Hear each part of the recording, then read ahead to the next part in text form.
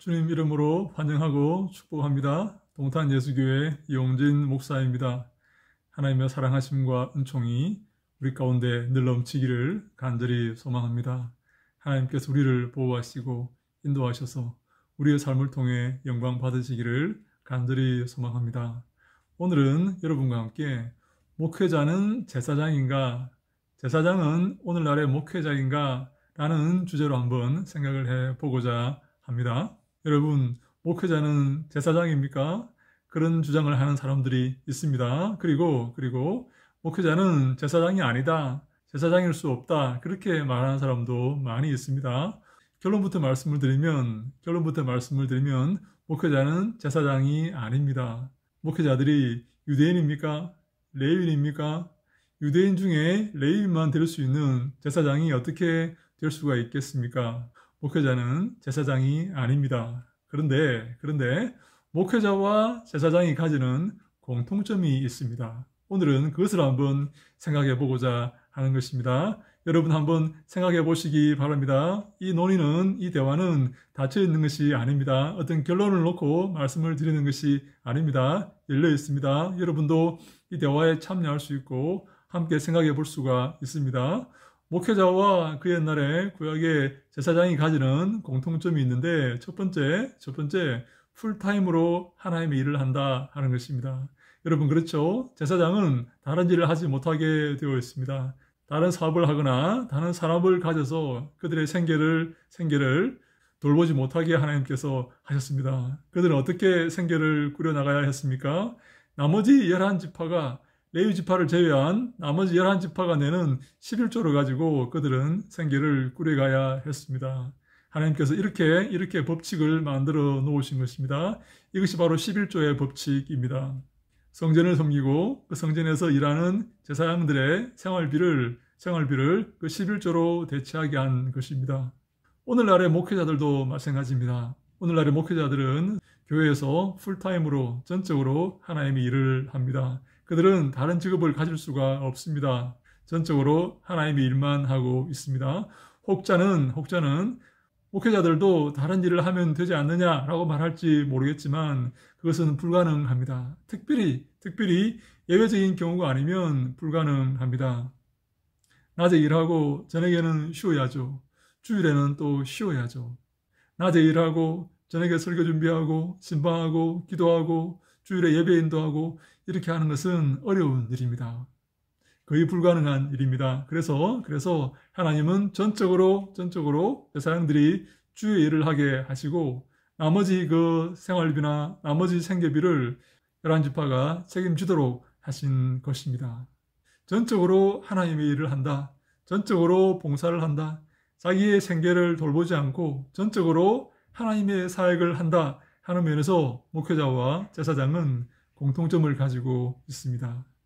두 번째 공통점은 무엇인가 하면 하나님의 말씀을 가르친다 하는 것입니다. 여러분, 제사장들이 하나님의 말씀을 가르쳤습니까? 네, 제사장들의 제1 임무는, 가장 중요한 임무는 하나님의 말씀을 가르치는 것이었습니다. 제사가 아니고요, 제사를 드리는 것이 아니고요, 아닙니다. 하나님의 말씀을 가르치는 것이 제사장들의 첫 번째 임무였습니다. 만약에 하나님의 말씀을 가르치지 않으면 그들은 하루 종일 제사만 드리다가 볼일을 다 보게 됩니다.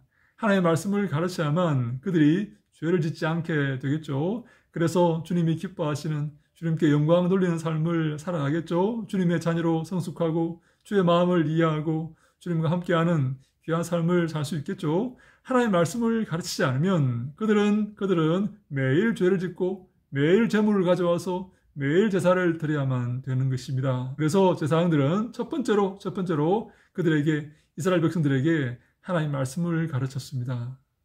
여러분, 오늘날에 우리에게 하나님 말씀을 가르치는 자들이 누구입니까?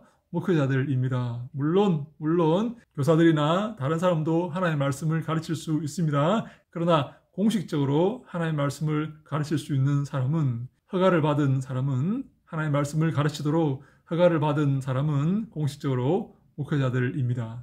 그래서 목회자들이 가지는 권한 중 하나가 강도권이라는 권한이 있습니다. 강도.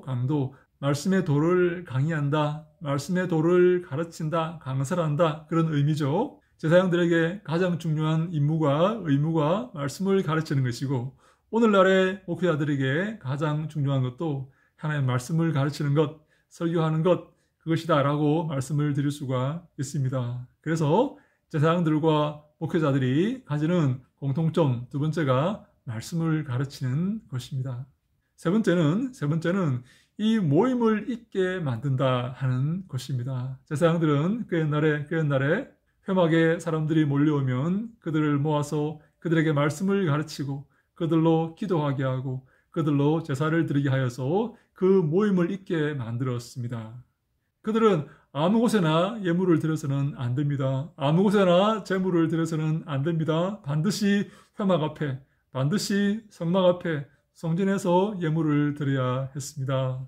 만약에 이스라엘 백성들이 나는 집에서 예물을 드릴 거야, 집에서 제사를 드릴 거야, 그렇게 하면 큰일 납니다. 백성 중에서 끊쳐집니다.